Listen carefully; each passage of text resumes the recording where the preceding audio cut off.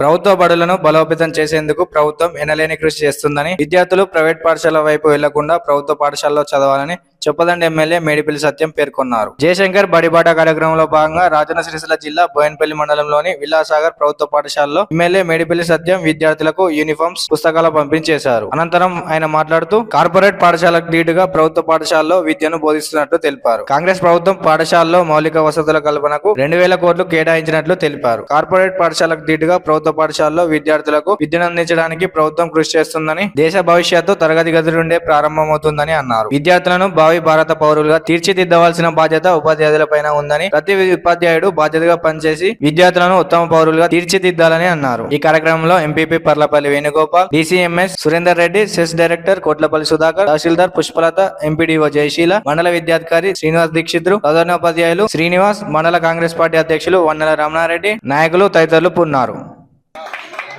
నూతన విద్యా సంవత్సరంలో అడుగు పెడుతున్న చిన్నారి విద్యార్థులందరికీ మరియు ఉపాధ్యాయులందరికీ కూడా నేను స్వాగతం పలుకుతున్నా. రాష్ట్ర ప్రభుత్వం ఎంతో ప్రతిష్టాత్మకంగా చేపట్టినటువంటి ప్రొఫెసర్ జయశంకర్ బడిబాట కార్యక్రమానికి మన బోయినపల్లి మండలం విలాసాగర్ గ్రామంలో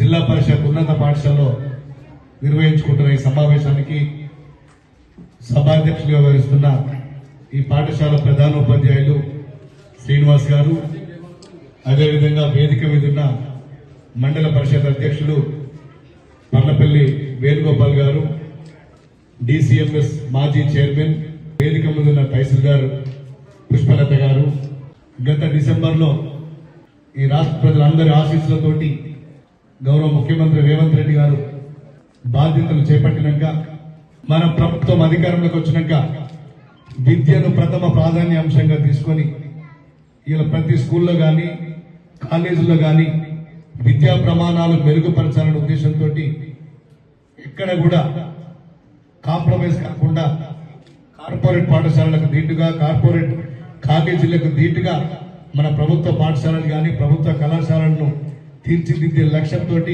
మన ప్రభుత్వం ముందుకు పోతుంది. అదేవిధంగా టాయిలెట్ల నిర్మాణం కోసం, ఎందుకంటే వీళ్ళ ప్రభుత్వ పాఠశాలకు పోతే కనీసం టాయిలెట్లు సరిగా ఉంటాయి, టాయిలెట్స్ లేకపోతే కూడా పిల్లలు కానీ టీచర్లు కానీ చాలా ఇబ్బంది అవుతుంది. మరి ముఖ్యంగా గ్రామీణ ప్రాంతాల్లో చాలా ఇబ్బంది అవుతుంది. ఖచ్చితంగా కనీస సౌకర్యంగా టాయిలెట్స్ ఉండాలి. వాటి కోసం కంప్లీట్ చేయించే బాధ్యత నేను తీసుకుంటానని చెప్పి మీ అందరికీ నేను మాటిస్తూ